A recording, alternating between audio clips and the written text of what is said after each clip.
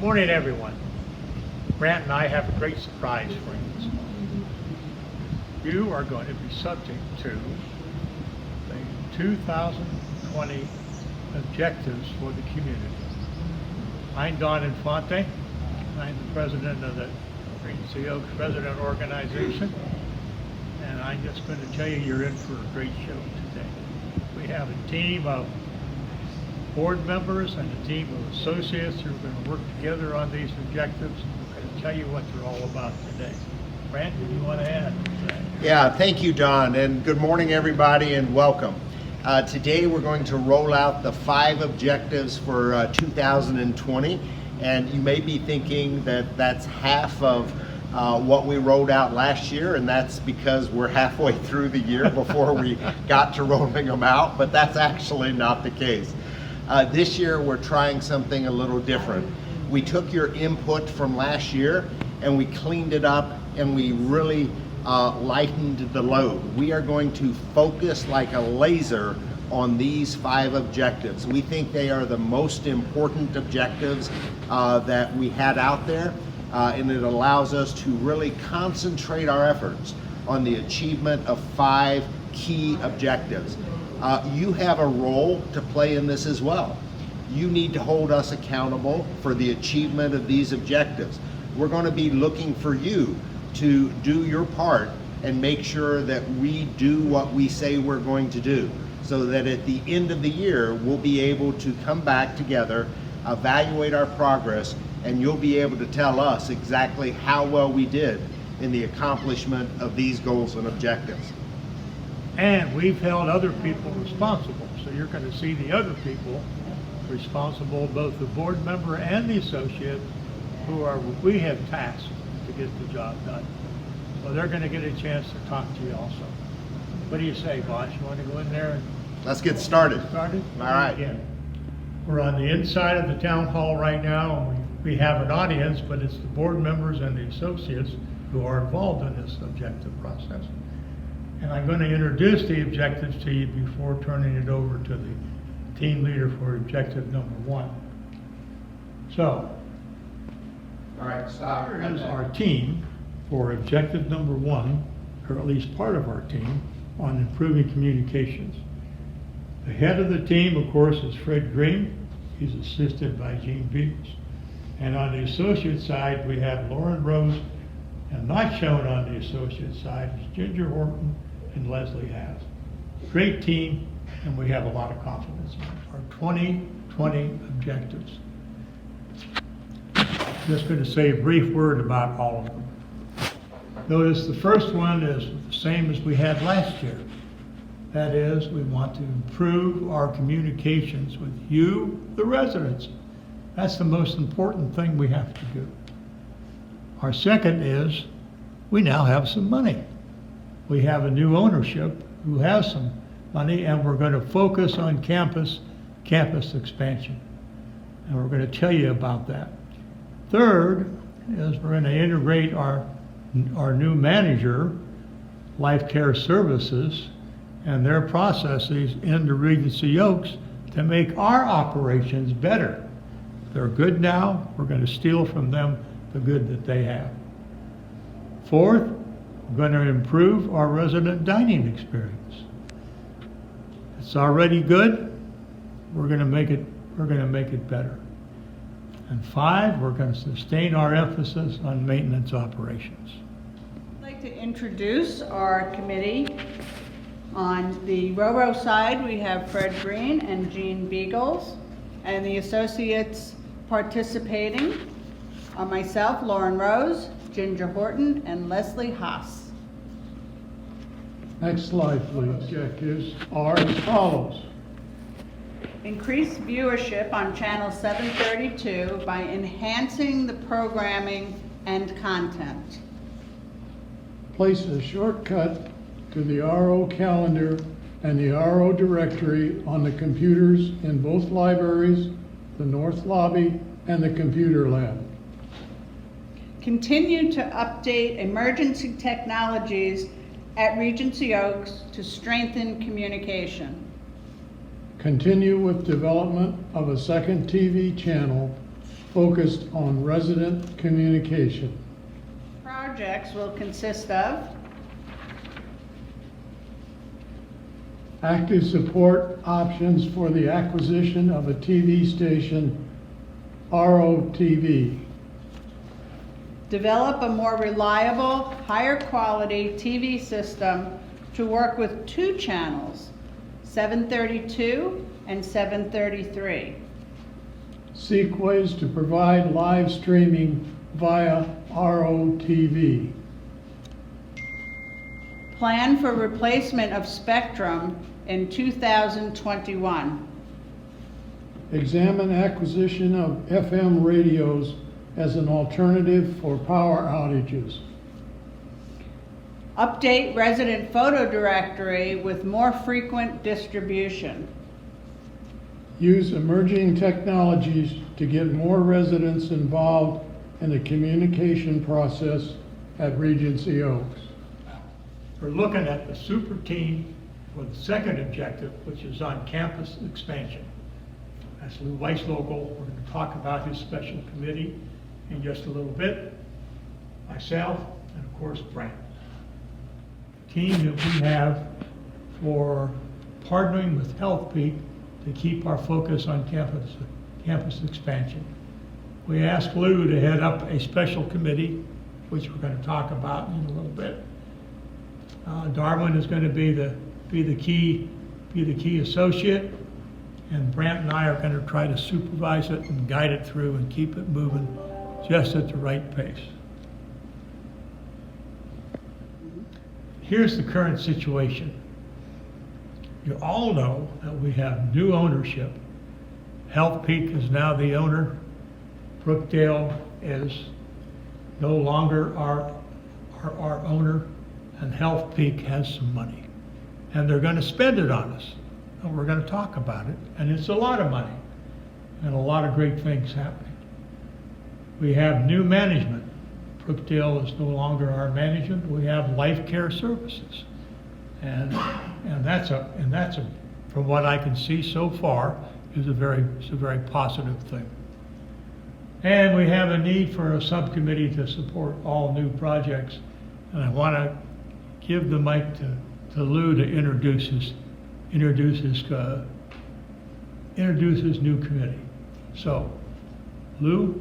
Thank you. We formed a committee to try to honcho these projects, and I'm pleased to announce that the committee consists of Bobby Boucher, Nancy Johnson, Bill Clark, Fred Green, and Mike White, and myself. I hopefully will be able to carry out these assignment and have these great projects on the move. Thank you. All right, so you'll recall that this is a long-going discussion. It's been ongoing for years and years and years. But there has always been an objective to build out the campus here at Regency Oaks. And it essentially had 5 projects. It was an expansion of our skilled nursing center to accommodate more private beds and convert from semi-private to private. It included, the second phase was a freestanding assisted living that would accommodate the needs for couples.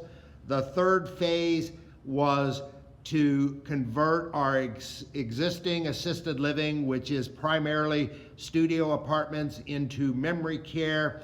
The fourth phase was to add a fitness gym, occupational therapy center. This is primarily to accommodate our rehab component at skilled nursing. And then the fifth phase was to look at an expansion of our town hall in the IL portion of the campus. So even though we have been working under COVID restrictions, both here at Regency Oaks and with our support teams, there has been some work that has been going on behind the scenes. I wanted to give you an update sort of where we stand with that. We have a chief architect who has been appointed. It's the president of the Beslow Design Group, Kevin Beslow. We have an assigned project manager. This is an LCS associate out of our Des Moines office. Nick Herrick is going to be leading our project construction. We've been completing actuarial study and computation of future service obligations. So essentially all that means is we want to make sure that the additional revenue that the projects will generate will in fact pay for the additional cost, specifically the debt service. We have started the process of drawing the conceptual drawings. That's taking the ideas that we have shared with the architect and his team, putting it to paper, and being able to look at an initial drawing of what we think our projected outcome looks like. We've started our market analysis and our competition study to make sure that our penetration and absorption rates into the master community are manageable. And then we've also started on the health center post-acute marketing assessment. So if we were to do this, what would the market look like over in our acute center once the construction was completed? So a lot of this work is behind the scenes, but absolutely necessary to move forward. These are the foundation or building blocks that all future construction will be based upon. So this chart is titled Uncertain Economic Times.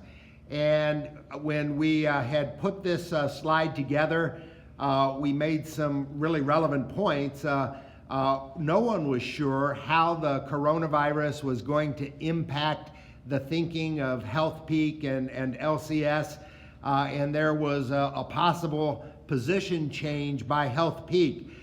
There was a phone call that HealthPeak had with their investors here last month, and they talked about how they were already booking millions of dollars for a possible position change related to what's happening in the markets. And we made the commitment to keep residents informed as we learned new information. Well, last evening I did have a telephone conference with HealthPeak and the LCS principals and our architectural team, and we do have new information to share. Here's where we stand right now today. We have gotten the commitment from our joint venture partners that we are moving forward with the town hall and that is going to be a 2020 objective.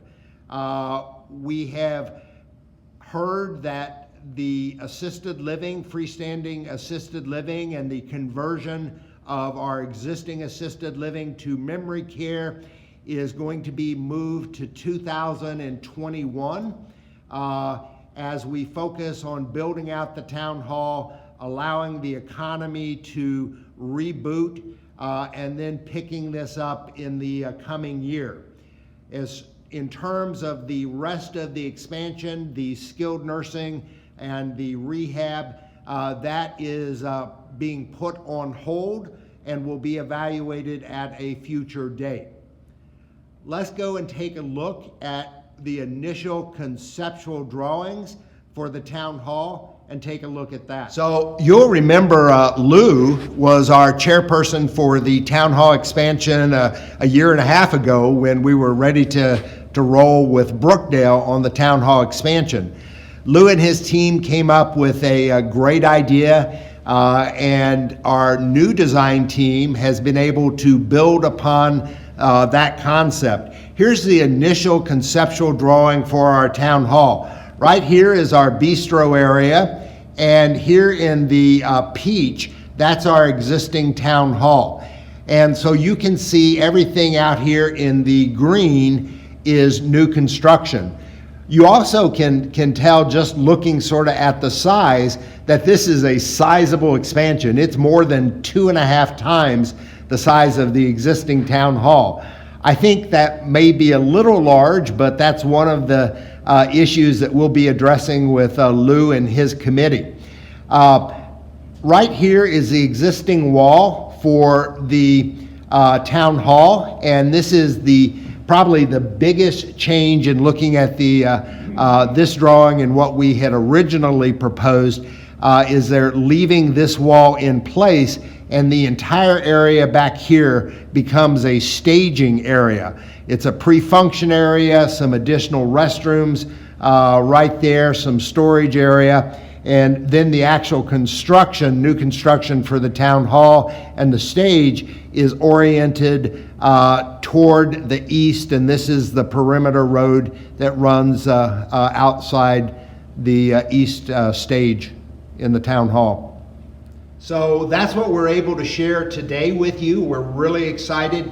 This town hall expansion has been a project in the works for years and years and years, and it looks like 2020 is finally the year where we're going to see that come to pass. We have already started, as we talked earlier, with some of the prep work. You will start to see the conceptual team working with our architectural partners to really advance this, and I look for a start of construction pending what happens with COVID sometime late this fall. We'll keep you up to date and update you as we learn more. We're rolling. Okay, here is our team for Life Care Services Culture.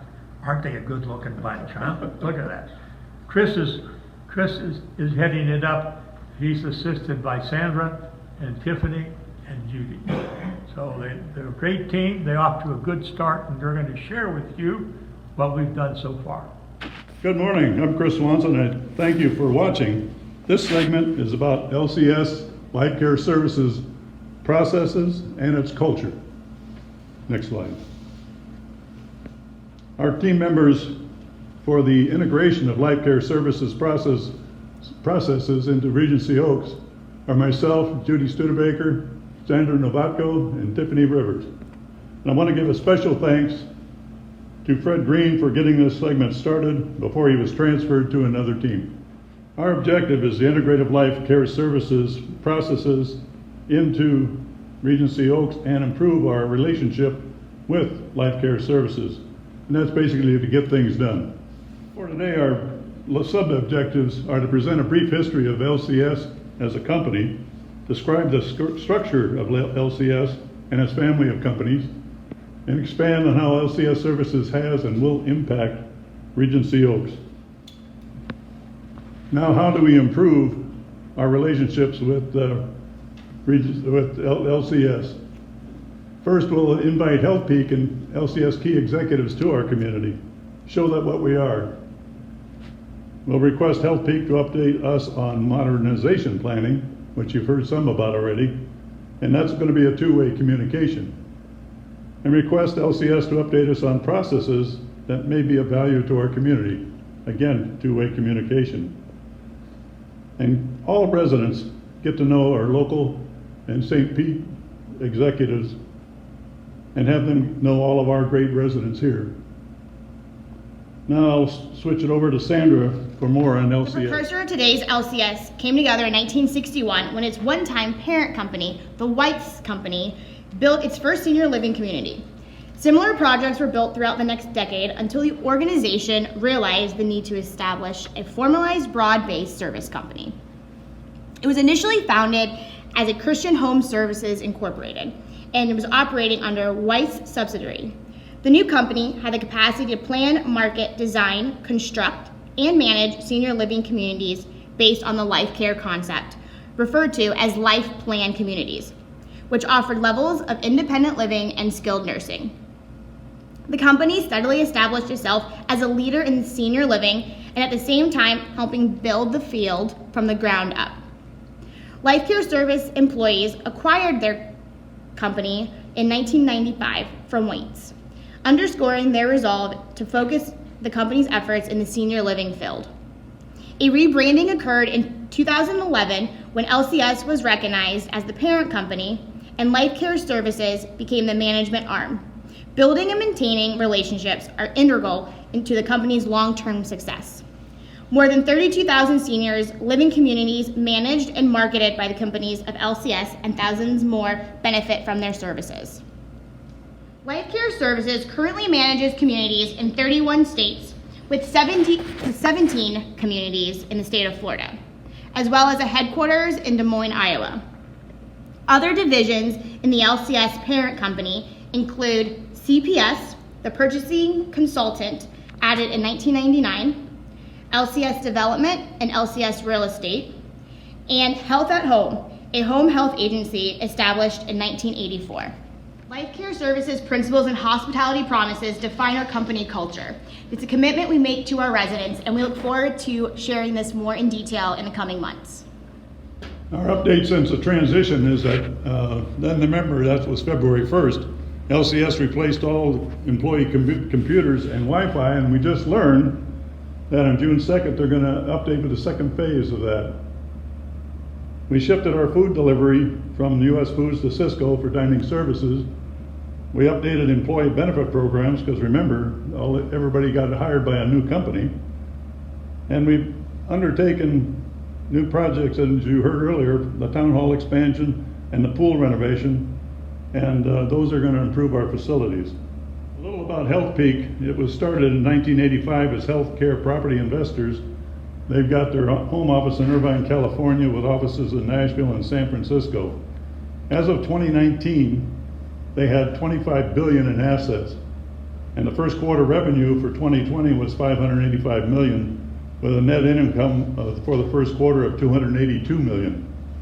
But the real key point is, as of the beginning of 2020, there's $1.3 billion committed for development, and it's in the pipeline. Now, a lot of that is for purchases, but it is for construction, and we are sure that much of that will be for Regency Oaks. Regency Oaks working on relative to Health Peak and LCS. Well, Regency Oaks management and the RORO Board of Directors has started a concerted effort to become well known to Health Peak and LCS. A few items currently in process or in planning. Regency Oaks will host and have hosted meetings with LCS executives on our campus. And we had one before the virus put things on hold. We'll have educational clinics that we have and will have held right here at Regency Oaks. And we're going to encourage visits by the executives of Health Peak and LCS to promote campus expansion. Okay, here we have what we have today of our dining services team. Now, Margaret Henry just got out of the hospital, and she's gonna be back to full-time duty soon, is actually heading this one up. And Ricky Bacher, who's out celebrating his birthday today, is the other person. But here's what we got today, this dynamic team of Phil, Johnny, and Sherry. And they're gonna give us the update on dining. Maintain resident dining experience. Our resident dining experience RORO board members are Margaret Henry and Walter Guzek. The associates are Ricky Bacher and Sherry Schweitzer. Our objectives: first, maintain resident dining experiences, do the resident roundtables to gain information, do surveys of residents on food choices. In staffing, work to retain employees, promote from within, work on training, and be on top of recruitment. Also, listen and review resident ideas with the Dining Services Committee to have excellent dining experiences. One day a meal plan is currently postponed due to COVID-19. Further briefings when we return to normal operations. Tell you that the 1 meal a day plan will be revisited when we can reopen, when we can go back face to face. Okay, dynamic trio we have today on improving maintenance operations. Don Hamilton is the head, and the associate, of course, is Darwin Perez, but he's not able to be here today. But we have George, the best Marine that the Marine Corps ever had, and we have Chris. And so the three of them are going to charge on and tell us about it. Good morning. The next slide, please. Once again, our team is myself, Chris Swanson, representing the RORO board. The associates are Darwin Perez and George Haley. Our primary objective is to help maintenance get some needed organization. We began the year with a new director, Darwin Perez, and he needed some help. Each maintenance employee has a tablet that functions as a manual, outlines basic duties and responsibilities, daily staff meetings, scheduled projects, special efforts in addition to primary duties. Also, achieving order with common parts and supplies frequently used for common work order issues. Next slide. Reorganization. Track work orders that are open and closed, indicating for all number of days in open status. Current total open status is 154, and near-term 1 vacancy air conditioning expert. This is one additional slide that should be of real interest to the residents. These are the capital projects, the Regency Oaks capital projects that are underway every year. They are proposed and they are used to maintain the excellent appearance of our facilities and add needed improvements. The 2021s that we are aware of are the resealing and the repainting of our buildings, the breezeway surface improvement, and one that has been very much needed, which is the interior stairwells repainted. Now, last year, if you remember, we had some others that we assume are going to be continued, and that is the resurfacing of 1/5 of our Regency Oaks Boulevard and parking places. There may be others. We'll wait and we'll share those with you when we have more information. Thank you. You had Brent and I open it up, and Brent and I are going to close it for you. We have a final chart that summarizes everything, so let's have the next chart, please. Okay. As you can see from this summary, this is just the start. Much yet remains to be done. And we're going to work upon it, and we're going to give you a follow-up briefing later this year. Brant, you want to take that last one and close it out, please? So the last one is evaluating the impact of coronavirus, and this is, it's the unknown. We just don't know what the impact is going to be on our operations, our funding, but every day is we make a little progress and we continue to get back to normal operations. So if you do have questions, Don has a process that he wants to share with you. Okay. If you have a question, please give it to any board member or any of the associates who you've seen up here briefing today. And Brad's going to take care of us on his regular updates. So we want your questions. We want to know what you're interested in. Give them to any board member, email, phone call, any way you want to get it to us. And we'll go ahead and get it to Brant, and Brant will update it. So thank you all very much. Special thanks to all of our rose holders, both our staff members and the board members who have worked so hard on creating our objectives and sub-objectives for 2020.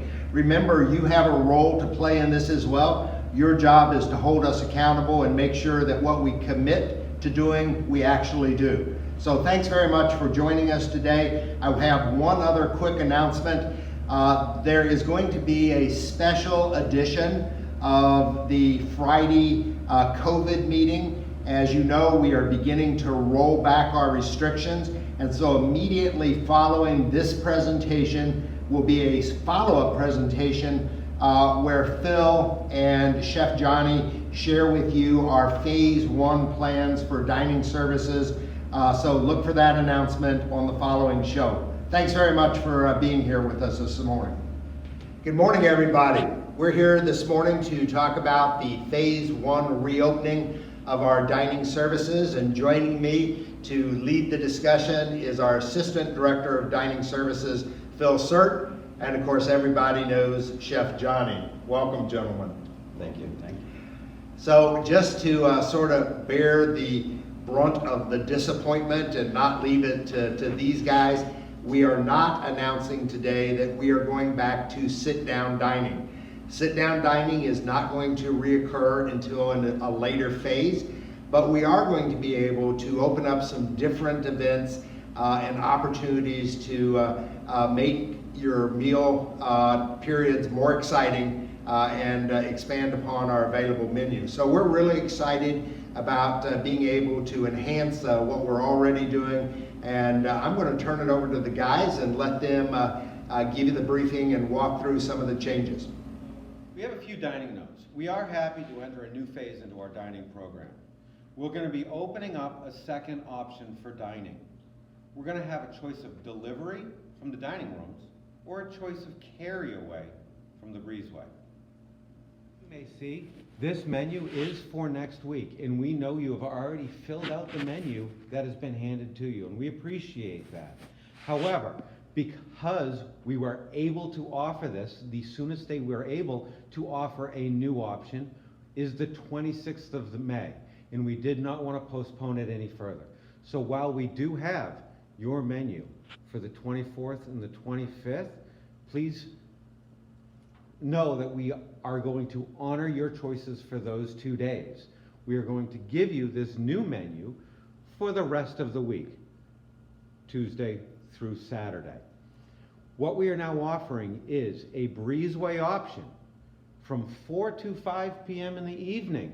Feel free to come down and get a daily special. You'll see Tuesday we have a grilled hamburger. Wednesday we have a grilled chicken breast sandwich, so on and so forth. As well, we're going to offer 2 daily fresh sides, an assorted dessert, and soda. This is a takeaway option. We will present you with your entree so that you may dine where you choose.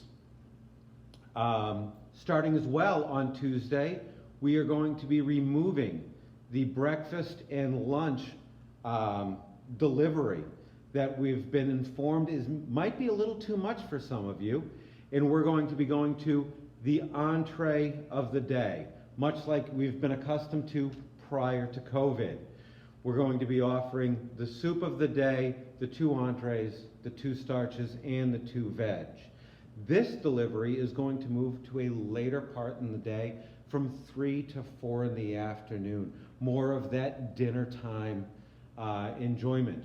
So what we ask is that you choose your option of, do you want to eat in the breezeway on that day, or would you like the delivery as it has been? And if you could just inform the kitchen and the dining team what you would like on any given day, we will be more than happy to accommodate you for that. As you see, what we've asked you to do is, if you want to eat that grilled hamburger from the breezeway on Tuesday, please circle that. If you'd like to have cream of asparagus soup, pot roast, and baked flounder on Wednesday, please circle those items. That way, the dining team knows where you are going to dine. If you're going to dine from the dining room, we will deliver that to you, but we need to know. If you're going to eat in the breezeway, we would really like to know as well. That way we don't accidentally serve your empty door. You notice up here on the top of the menu selection that we pass out is exactly the same as we've been doing for what now seems like an eternity. We'd still ask you to put your name, your apartment, your building at the top of each day. That way when we cut them, we know where you are and what your choice is. Again, please circle the options that you would like to have on any given day. The times, please remember, the breezeway, we will be open between 4 and 5 p.m. for carry away. And the delivery option from our dining room has been changed for 3 to 4 p.m. rather than that noon to 3 delivery time. So we are going to start this breezeway option, or as we're calling it, a fresh option, because for the breezeway option, we will be cooking the burgers right there on the grill as we have in the past and serving them to you hot in a to-go box, bagged up and ready for your enjoyment, nice and juicy off of the grill. A grilled chicken breast or a grilled hot dog further down the line is the same thing. It will be fresh off of the grill, handed directly to you, nice and warm the way you'd like it.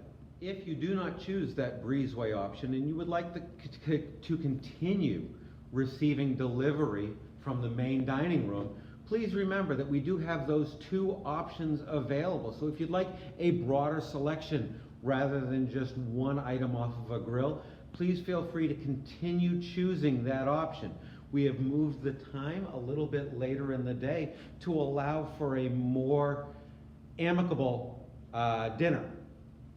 So tomorrow, we will be passing out this new menu, Saturday for our lunch delivery. And I would like to reiterate that the Sunday and Monday option that we have already given to us by you, we will continue to use and keep, because the menu program and the dining program has not changed for those 2 days. We ask that this new menu that we're sending out, you fill out for the remainder of the week, the 26th through the 30th. And we'll just disregard your old menu that you filled out and use the new menu that you've turned in. That way you've got that extra choice for dining. As we move into this new phase of our dining program, some worries have been brought up about how some of the residents will go back to functioning the way they did prior to COVID. Because everything in life is a transition, including our dining program. Since life is a transition, what we're looking at is transitioning back to that one meal a day that the dining room provides. Please remember that if you would like breakfast, there are multiple options for you to gain those extra meals on any given day. We have friends, family. I'd just like to emphasize that if you so choose, you can choose the breezeway option and the delivery option so that you can receive as much food as you need. 4 days until this implements. So please take the time now to think about how you would like to receive a breakfast on Tuesday, whether it's family, friends, leftovers, or use of transportation here at Regency Oaks. Well, Chef and Phil, thank you very much for sharing that information with us. I know the residents are going to be really, really excited. I'm sick of eating out of styrofoam as my only option, and I know the residents are as well. So as we think about additional phasing and how that's going to roll out, we have an additional set of dining restrictions that we plan to roll off on June 1st. That's not this Monday, but the following Monday. It's going to be dependent upon the level of cooperation that we get from our residents. And so one of the things that you noticed is that the breezeway option allows you to pick up your meal and take it somewhere to eat. You have the option of taking it back to your apartment. You also can eat it on the breezeway, at the alfresco dining, out on the deck. It's going to be very important that although you have this option, it is still a necessity that you practice good social distancing. That area cannot handle 150 people. It can handle 60 people. And so it's going to be a process of making sure that you observe good social distancing, that you don't overcrowd an area, and that you continue to practice safe hygiene and sanitation to make sure that we're successful in this rollout level so that we can go to the second removal of restrictions. So thanks again for joining us today. I know this is exciting news that is going to delight many of you, and have a great weekend, a fabulous Memorial Day, and we'll see you next week.